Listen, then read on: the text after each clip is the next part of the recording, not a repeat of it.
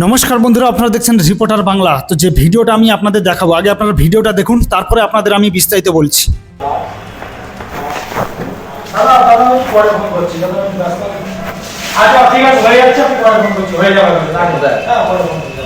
হ্যাঁ দাদা,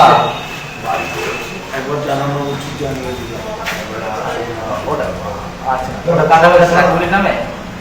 হ্যালো, আমার নামে নেই। রাখো তাই সিঁড়ি দাও ব্লুটেস।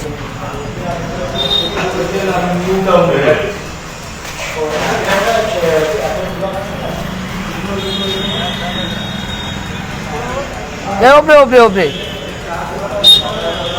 ওখানে রাখো, ওখানে রেখে দাও, ওখানে রেখে দাও।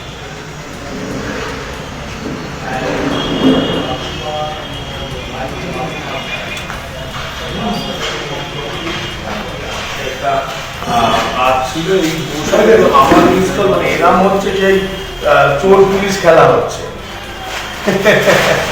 বলুন স্যার।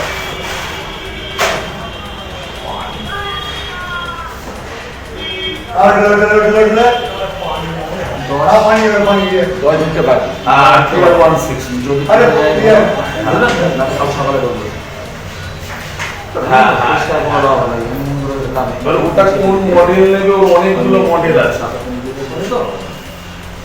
মানে ওই 16 এর না, ওর প্রায় 10-12 রকম মডেল আছে।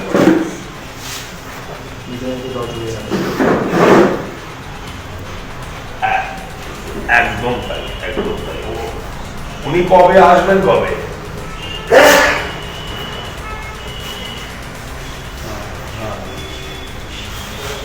আজকে আপনি আসেন, ওর যে রেট আছে আমি কমিয়ে দেবো একেবারে। ওটা ক্যাশে নেবে না ফাইন্যান্সে? ওকে ওকে, তাহলে অসুবিধা ঠিক আছে। ঠিক আছে, আসুন স্যার, আসুন।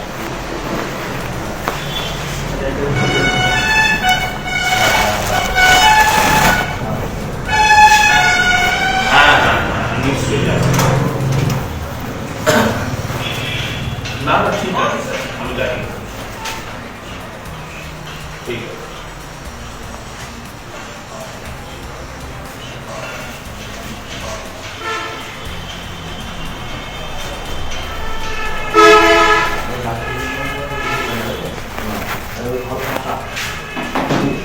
আমার জন্য ইয়েকে দিয়ে দেবে সিরাজ বাবা। তোমার একটু ঘুরে গেলেন দাদা? হ্যাঁ, ঘুরে গেলেন।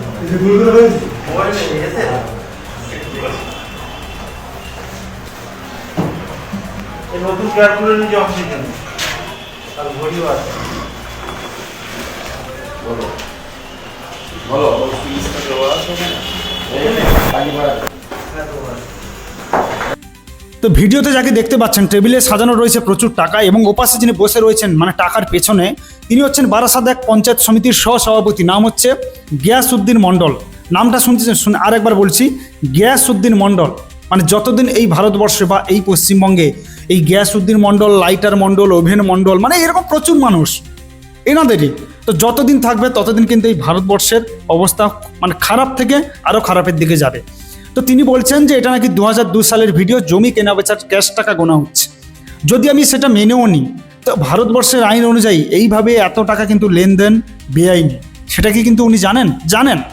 জানেন না এমন নয়, এবং তৃণমূল নেতা তো এগুলো ওদের নিত্য প্রয়োজনীয় কাজ, এগুলো তারা ডেলি করে থাকেন। শুধু গিয়াসউদ্দিন মণ্ডল বলে নয়, এরকম প্রচুর রয়েছে, প্রচুর, কয়েক হাজার কয়েক লক্ষ পেরিয়ে যাবে এরকম প্রচুর নেতা। তারা কি করে মানুষকে ভয় দেখিয়ে, মানুষকে মানুষকে খুন করে, মানুষকে মেরে তাদের কাছ থেকে কীভাবে টাকা পয়সা লুটপাট করতে হয়, তো এগুলো তৃণমূল নেতাদের কাছ থেকে আমাদের শেখা উচিত।